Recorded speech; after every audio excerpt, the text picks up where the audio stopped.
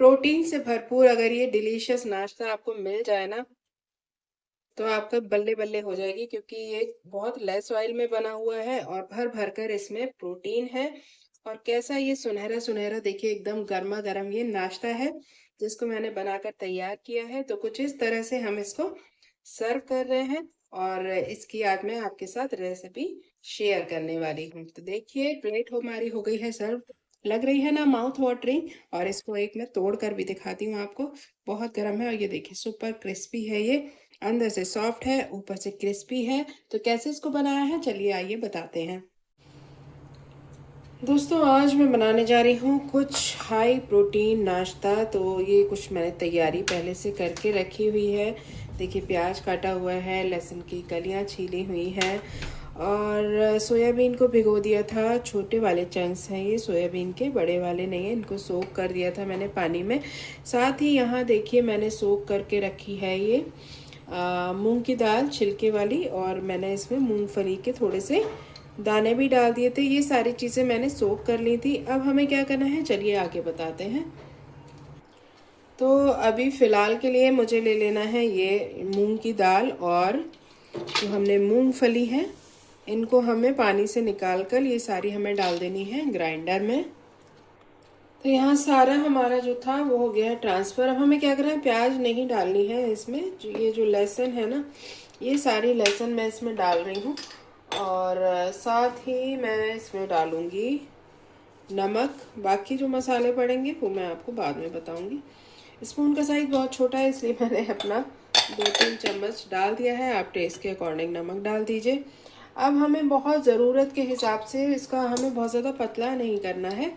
तो एक थिक सा गाढ़ा सा इसका हमें पेस्ट बनाना है। हल्का सा दरदरा रह जाएगा कोई बात नहीं। तो चलिए इसका पेस्ट बना लेते हैं। अब मैं दिखाती हूँ आपको इसका कितना मैंने पेस्ट बनाया है थिक। तो ये देखिए इस तरह का ये जो है हमारा पेस्ट यहाँ पर बन गया है। आप चाहें और बारीक करना चाहते हैं तो और भी कर सकते हैं। तो चलिए इसको अभी हम निकाल लेते हैं एक बर्तन में। इसको मैं एक थोड़े से बड़े बाउल में ट्रांसफ़र कर रही हूँ क्योंकि अभी इसमें बहुत सारी चीज़ें हमें मिलानी है, तो हमें थोड़ा सा ज़्यादा स्पेस चाहिए। तो ये देखिए मैंने सारा इसको निकाल लिया है।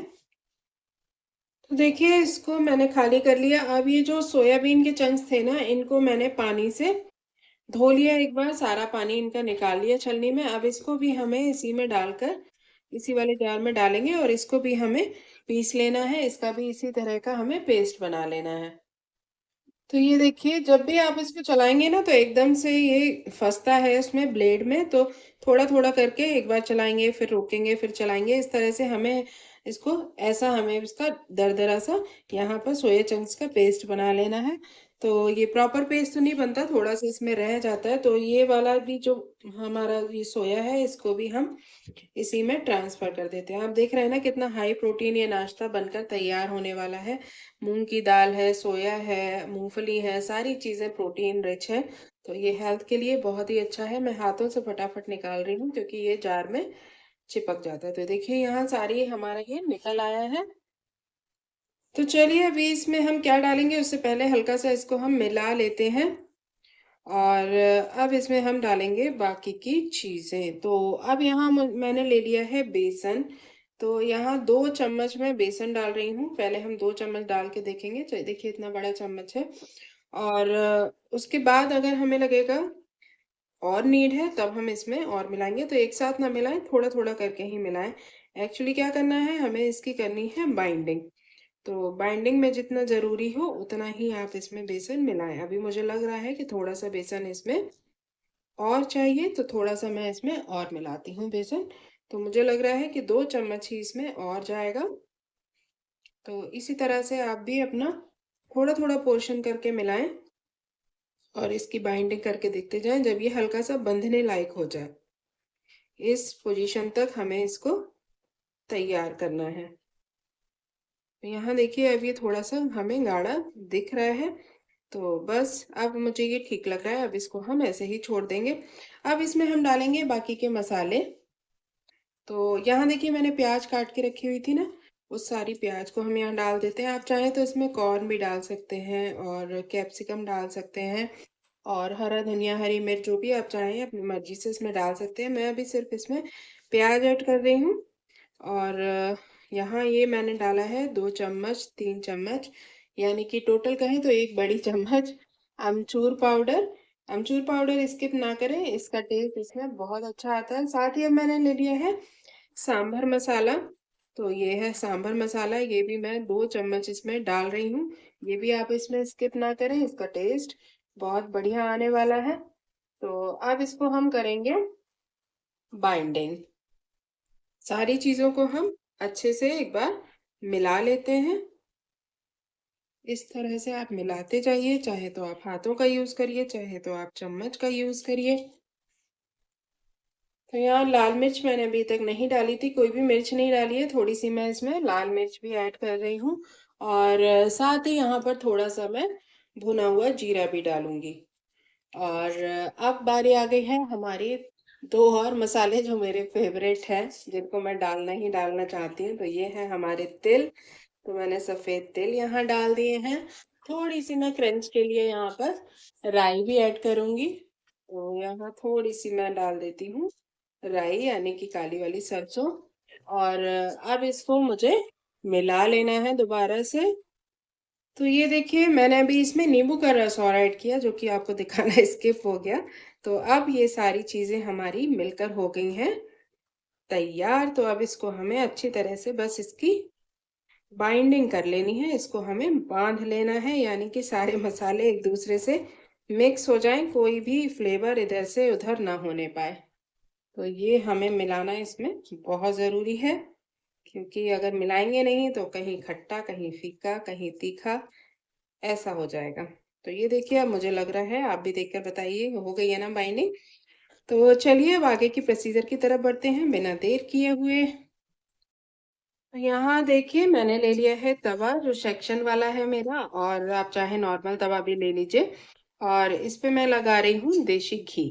तो थोड़ा-थोड़ा सा मैं सारे पोर्शन में देशी घी लगाऊंगी और अब क्या करना है गैस की फ्लेम को सिम करना है और थोड़ा-थोड़ा सा हमें इस तरह से बैटर लेना है और ये टिक्की की शेप में हमें यहाँ इस तरह से रख देना है। आप देख रहे हैं ना थोड़ा-सा ये ना थिक है और ना ही ये बहुत ज़्यादा पतला है। तो इस तरह से हमें इसकी टिक्की की शेप में गोल-गोल 1 चम्मच ये मेरी तो ये नाप से बिल्कुल ठीक पड़ रही है। आप अपना किसी भी स्पून से इसको इवन फैला लीजिए, नॉर्मल तवे पे भी आप इवन इसको इस तरह से फैला सकते हैं। तो सारे हमें ये पोर्शन इस तरह से रख देने हैं। ये देखिए सारे मैंने पोर्शन इसमें फैला लिए हैं। अब मेन एक बहुत ज़रूरी स्टेप है, इसको हमें कवर करके ही पकाना होगा क्योंकि ये थोड़ा थिक है, अगर इसको कवर नहीं करेंगे तो ये कच्चा-कच्चा रह जाएगा। तो गैस की फ्लेम को सिम करिए और इसको लिड से आप कवर कर दीजिए जिससे कि स्टीम में अच्छे से ये कुक हो पाएँ। और बीच-बीच में आप देखते रहिएगा और इसमें अगर नीड होगी तो थोड़ा-सा हम देशी घी ऊपर और डाल देंगे। तो ये देखिए आपको साइड साइड से दिख रहा होगा कि ये साइड साइड से जो हमारे क्रंची से प्रोटीन रिच कबाब हैं, ये जो हैं हमारे देखिए आराम से उठ रहा है ना, तो साइड से ये हो गए हैं, तो इस तरह से हमें सारे अब पलट देने हैं। आराम से बिल्कुल उठ रहे हैं, ये देखिए आपको दिखाती हूँ साइड से हमारा सिक गया है और कितना क्रिस्पी ये लग रहा है, मज़ेदार एकदम। तो दूसरे साइड से भी हम इसको इस तरह से सेक लेंगे। बहुत ही हेल्दी और बहुत ही टेस्टी ये नाश्ता है दोस्तों। तो इस तरह से आप बनाइएगा एक बार ज़रूर और इसकी चटनी मैं भी आपको बताती हूँ कैसे बनानी है। सो यहाँ हम पहले इसको सेक लेते हैं, थोड़ा-सा हम इसमें देशी घी और लगा देते हैं भई। देशी घी बच्चों के लिए बना रहे हैं तो देशी घी में कंजूसी ना करें, अच्छे से लगाएँ और क्योंकि इसका टेस्ट भी घी से ना बहुत अच्छे से बढ़ जाता है। तो अब ये घी में बढ़िया-बढ़िया से सिक जाएँगे। ये वाला देखिए कितना बढ़िया सिका है, एकदम आजा भाई। भाग रहा है। ये देखिए, कितना गोल्डन एकदम बढ़िया से ये सिक कर तैयार हुआ है। दूसरे साइड से भी इसको सिक जाने देते हैं। अब मैं आपको बताऊँगी चटनी। देखिए, चटनी तो वैसे मैंने कल बनाई थी, लेकिन इसका प्रोसीजर मैं आपको बताती हूँ।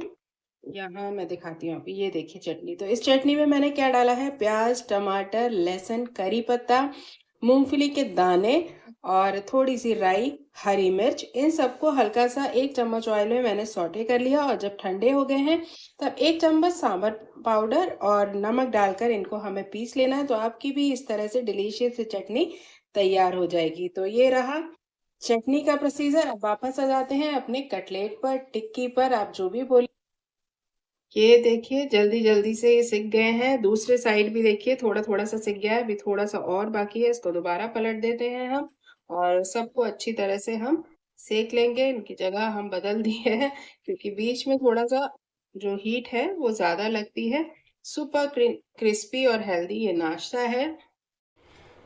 तो लीजिए ये सारे सिक गए हैं और अभी मैंने जो चटनी दिखाई थी उसके साथ मैंने इसको कर दिया है सर्व। कैसे गोल्डन गोल्डन ये सिक कर तैयार हुए हैं। तो आप भी बनाइए, इंजॉय करिए इसको, अभी बहुत गर्म है और इस तरह से चटनी के साथ इसका मज़ा लीजिए। तो कैसी लगी रेसिपी कमेंट बॉक्स में बताना बिल्कुल भी ना भूलें और मेरे चैनल घर की बात निधि के साथ को आप ज़रूर सब्सक्राइब कर लें ऐसी ही प्यारी प्यारी रेसिपी के लिए। तब तक के लिए अपना बहुत ध्यान रखें। Bye bye.